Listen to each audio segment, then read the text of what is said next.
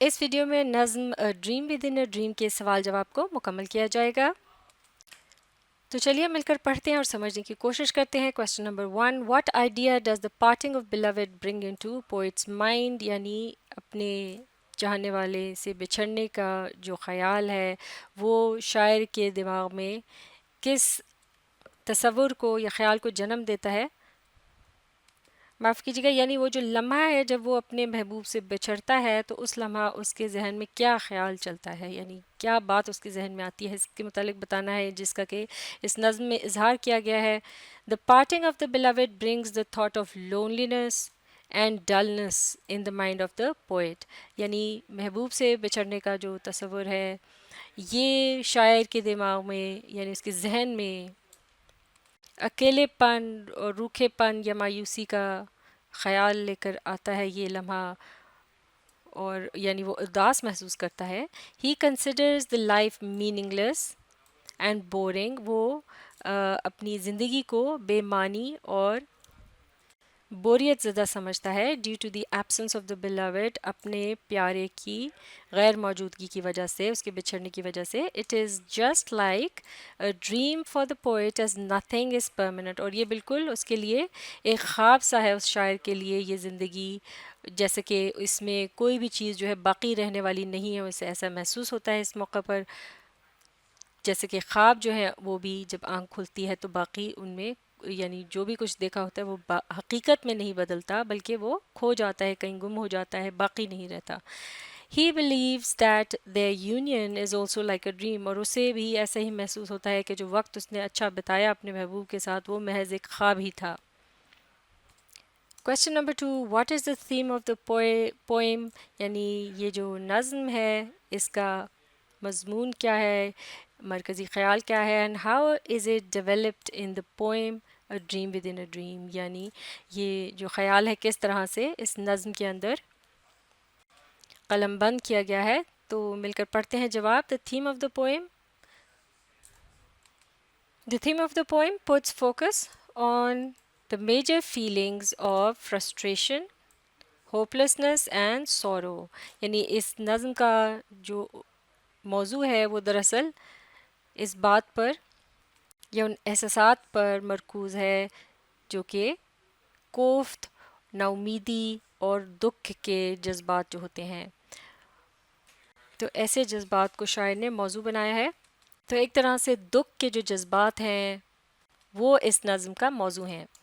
These elements are quite evident in both the stanzas of the poem. As in the first stanza, the poet is feeling depressed، یعنی یہ جو جذبات ہیں، یہ جو دکھ کا اظہار کیا گیا ہے یہ خاصے نمایاں طور پر اس نظم کے اندر نظر آتے ہیں جگہ جگہ، خاص کر دونوں ہی سٹینزاز کے اندر، یعنی اس کے دونوں جو بند ہیں ان میں اسی طرح سے وہ دکھ کا اظہار کر رہے ہیں جو شاعر ہیں.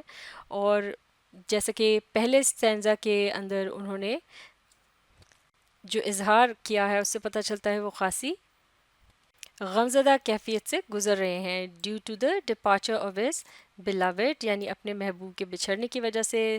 That represents the mortality of this life and love as well، جس سے پتہ چلتا ہے اس دنیا میں جو زندگی ہے اس کی ایک طرح سے حقیقت کیا ہے کہ وہ گویا mortality یعنی وہ ختم ہونے والی ہے، ہمیشہ رہنے والی نہیں ہے. اسی طرح سے محبت بھی اور وقت بھی. Similarly، بالکل اسی طرح سے in the second stanza the poet has the feeling of sadness as he is unable to hold the sand grains in his hands، اور دوسرے بند میں بھی انہوں نے کچھ اسی طرح سے بڑے افسوس کا اظہار کیا ہے کہ وہ کس قدر بے بس ہیں کہ جو ریت کے ذرات ہیں ان تک کو وہ اپنی مٹھی میں بھینچ کر تھام کر نہیں رکھ سکتے، وہ بالآخر ان کی مٹھی سے پھسل ہی جاتے ہیں اور ہاتھ سے نکل جاتے ہیں. جیسے وقت ٹھہرتا نہیں ہے نہ ہی زندگی، ایک نہ ایک دن موت جو ہے اس کا بھی سامنا کرنا پڑتا ہے. This shows that life is near to end and he has no power to cease it, یعنی اس سے یہ پتہ چلتا ہے کہ زندگی جو ہے بالآخر اس کا اختتام ہونا ہے اور انسان جو ہے وہ بے بس ہے، اس میں کوئی طاقت نہیں ہے کہ وہ اس کو سیز اٹ یعنی پکڑ سکے یا روک سکے. Question number 3، what metaphor does the poet use for his inability to hold reality and fleeting times? Explain، یعنی کیا استعارہ استعمال کیا ہے یا اشارہ استعمال کیا ہے شاعر نے اپنی اس بے بسی کا اظہار کرنے کے لیے کہ وہ حقیقت کو اور یہ گزرتے ہوئے وقت کو روک نہیں سکتا. اس کو تفصیل سے بتانا ہے. جواب دیکھتے ہیں. In order to show his inability to hold reality and fleeting times, یعنی یہ جو حقیقت ہے اور جو وقت تیزی کے ساتھ گزرتا چلا جاتا ہے اس کو روک لینے کی طاقت نہیں ہے. شاعر اس بات کا اظہار کر رہا ہے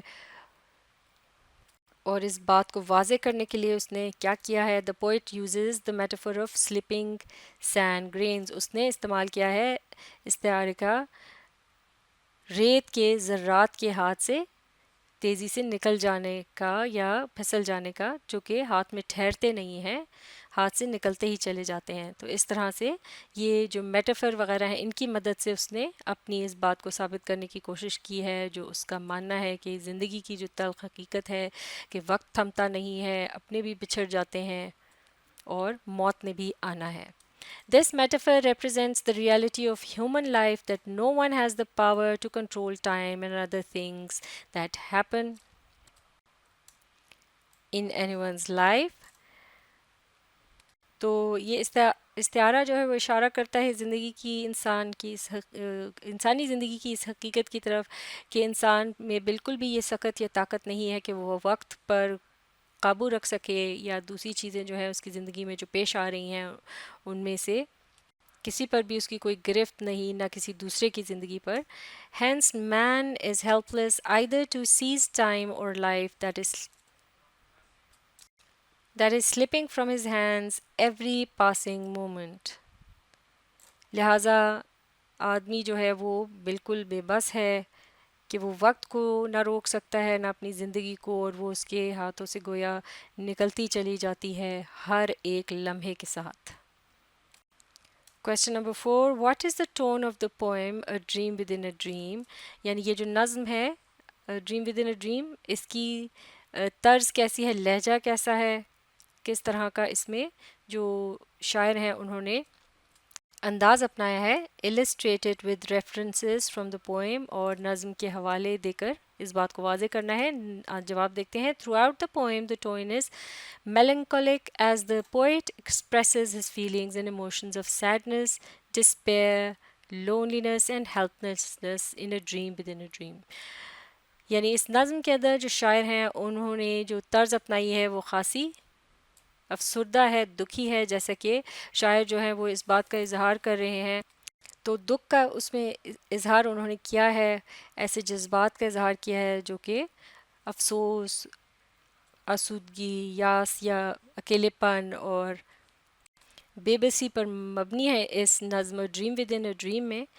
He is sad due to departure of his beloved and transient nature of love, life and time. اور وہ بہت افسردہ ہے کیونکہ اس کا جو محبوب ہے وہ اس سے بچھڑ چکا ہے, اور وقت جو قدرت ایک جگہ ٹرانزینٹ یعنی وہ چیز جو ٹھہرتی نہیں ہے گزرتی چلی جاتی ہے, جیسے قدرت یہ جو محبت ہے اس کی جو حقیقت ہے, اسی طرح سے زندگی اور وقت. Phrases that highlight the desperate tone of the poem are parting from you. یعنی یہ جو مختلف فقرے یا حصے ہیں نظم کے جہاں پر اس بات کو یا غم و غصے کو یا دکھ کو جو بیان کیا گیا ہے اس کے لیے جو استعمال کیے گئے ہیں وہ فقرے کچھ اس طرح سے. parting from you یعنی تم سے بچھڑتے ہوئے وقت. hope has flown away, امید جو ہے وہ ختم ہو چکی ہے. surf tormented shore یعنی ایسا ساحل جو کہ لہروں کا ستم سہ رہا ہو, برداشت کر رہا ہو. while I weep جب کہ میں رو رہا ہوں. and pitiless wave یعنی بے رحم لہریں. تو اس قسم کے الفاظ استعمال کر کے نظم کو یہ ایک ٹون یا ایسا رنگ دیا گیا ہے جو دکھ اور بے بسی پر مبنی ہے. Question number 5. What type of imagery is used in the poem A Dream Within a Dream? یعنی اس میں کس قسم کی منظر کشی کی گئی ہے اس نظم کے اندر. What feelings does it evoke in you? Analyze, اس سے پڑھ کر آپ کو کیسا محسوس ہوتا ہے, کس قسم, تو اس کے متعلق تفصیل سے بتانا ہے. جواب دیکھتے ہیں. The imagery of sight and touch used by the poet in the poem A Dream Within a Dream, for instance, معاف کیجیے گا, یہ جو منظر کشی ایک طرح کی گئی ہے اس میں دیکھنے اور چھونے سے متعلق جو احساسات ہیں ان کو شاعر نے استعمال کیا ہے اس نظم کے اندر. اب یہاں مثال دی گئی ہے فار انسٹنس جیسے کہ کس اپون دا براؤ یعنی پیشانی پر بوسہ دینا. Hold within my hand میرے ہاتھوں میں ہاتھوں میں تھامنا کسی چیز کا. Grains of the golden sand یعنی سنہرے رنگ کے جو ریت کے ذرات ہیں. ٹائٹر کلاسپ یعنی بہت گہری مضبوط گرفت. اینڈ پیٹیلیس ویوز یعنی بے رحم لہریں. The imagery evokes the sympathetic feelings in the heart of the readers towards the poet. یعنی یہ جو منظر کشی ہے یہ پڑھنے والوں کے دلوں میں ایک ہمدردی پیدا کرتی ہے شاعر کی طرف. Question number 6. Pick out the examples of alliteration from the poem A Dream Within a Dream. Also describe its rhyme scheme یعنی alliteration جو کہ ملتے جو قریب الفاظ کے اندر جو ایک ہی آواز کو دہرایا گیا ہوتا ہے ان کے شروع میں اسے alliteration کہتے ہیں. اس کے متعلق بتانا ہے rhyme scheme یعنی جو قافیہ ہے یا جو ہم آواز الفاظ ہیں ان کے متعلق بتانا ہے. How does these poetic devices contribute to the music of the poem. اور یہ جو طرز استعمال کی گئی ہیں مختلف قسم کی یہ کس طرح سے اس نظم کے اندر ایک دھن سی پیدا کرتی ہیں یعنی موسیقی کا جو رنگ ہے اسے دیتی ہیں. جواب دیکھتے ہیں. the alliteration used by the poet in A Dream Within a Dream are day's dream, hope has, see seem, dream within a dream. یعنی یہاں جو آوازیں ہیں شروع کی جیسے ڈی کی آواز ہے ڈیز ڈریم, ایچ کی آواز پھر اسی طرح ایس کی اور پھر ڈی کی یہ دہرائی گئی ہیں. alliteration ہے یہ. Hold within my hand grains of golden sand یہاں بھی کچھ الفاظ یا آوازیں دہرائی گئی ہیں. اینڈ وائی لائف ویپ یہاں بھی جیسے ڈبلیو کی آواز کو دہرایا گیا ہے. The rhyme scheme of the poem is تو اس کی رائم اسکیم جو ہے وہ اس طرح سے ہے. پہلی 3 لائنیں جو ہیں وہ آپس میں ہم قافیہ ہیں یہ رائم کر رہی ہیں اسی طرح سے پھر آگے چل کر یہ باقی کی رائمنگ اسکیم ہے. Both alliteration and rhyme help in creating the rhythm of the poem that gives the musical touch to the poem. یعنی یہ جو دونوں چیزیں ہیں مل کر alliteration بھی اور یہ rhyme یہ ایک ردم سا پیدا کرتی ہیں یعنی ایک تال سی پیدا کرتی ہیں اس نظم کے اندر. ایک جیسے دھن کی سی کیفیت یہ ایک ہوتی ہے ساز یا کوئی موسیقی بج رہی ہوتی ہے تو اس میں جو ایک تار کی آواز یا ایک دھن سی جو ہوتی ہے اس کے اندر ایک خاص جو نوٹ ہوتا ہے وہ بار بار بجتا ہے یعنی دہرایا جاتا ہے تو اس سے وہ ایک پیدا ہوتی ہے اس کے اندر ایک موسیقیت. تو لہٰذا ان ٹیکنیکس کا اس لیے استعمال کیا جاتا ہے اس نظم کو دلچسپ بنانے کے لیے پڑھنے اور سننے کی غرض سے. Question number 7. Why does the poet call life a dream with in a dream. شاعر جو ہے وہ زندگی کو خواب کے اندر ایک خواب کیوں کہہ رہا ہے. The poet calls life a dream within a dream because of the uncertainty of life and transient nature of love and flying time.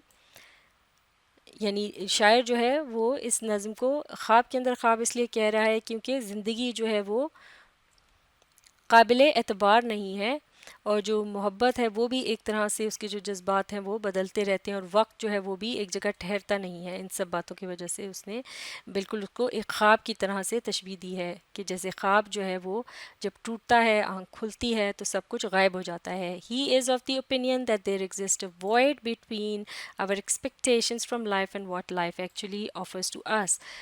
اور اس کی یہ رائے ہے شاعر کی کہ یہ ایک بہت بڑا فاصلہ ہے ہمارے درمیان جو ہماری امیدیں ہوتی ہیں اور جو اصل حقیقت ہے اس کے درمیان.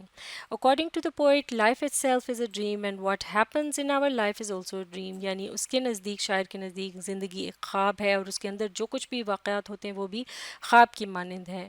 Due to this reason the poet calls life a dream within a dream on which man has no control.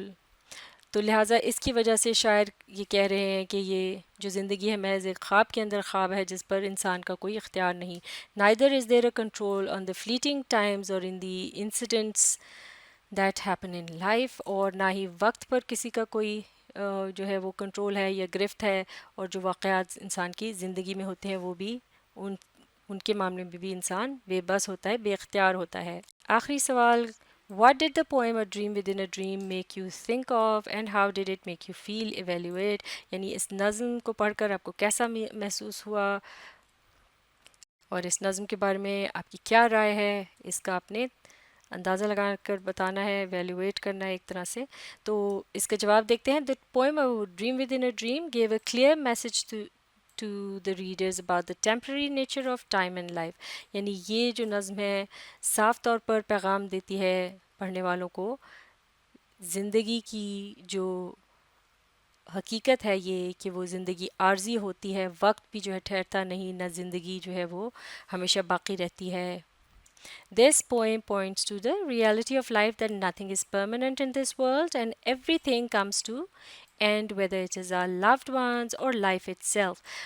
लिहाजा ये जो नज़्म है ज़िंदगी की इस हकीकी की तरफ इशारा करती है कि कोई भी चीज़ यहाँ पर हमेशा रहने वाली नहीं है, हर एक चीज़ ने बिलाखिर अपने अख्ताम को पहुँचना है, हत्ता कि हमारे जो प्यारे हैं वो भी हमसे बिछड़ जाएंगे और ज़िंदगी हमारी ख़ुद भी ख़त्म होने वाली है. It also strengthened the point that man is quite helpless against the forces of nature. यानी कुदरत की जो ताकतें हैं उनके सामने इंसान जो है वो बिल्कुल बेबस है.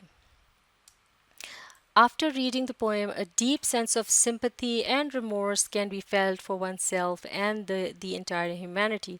और इस नज़्म को पढ़ने के बाद एक हमदर्दी और पछतावे का सा एहसास होता है अपने लिए भी और सारी इंसानियत के लिए भी, क्योंकि ये जो ज़िंदगी की तल्ख़ की हकीकत है इससे हम सबको ही गुज़रना होता है. तो मशक मुकम्मल हो चुकी है. आप इस वीडियो को रीप्ले कीजिए, इसके साथ साथ पढ़ने, समझने और लिखकर प्रैक्टिस करने की कोशिश जारी रखिए.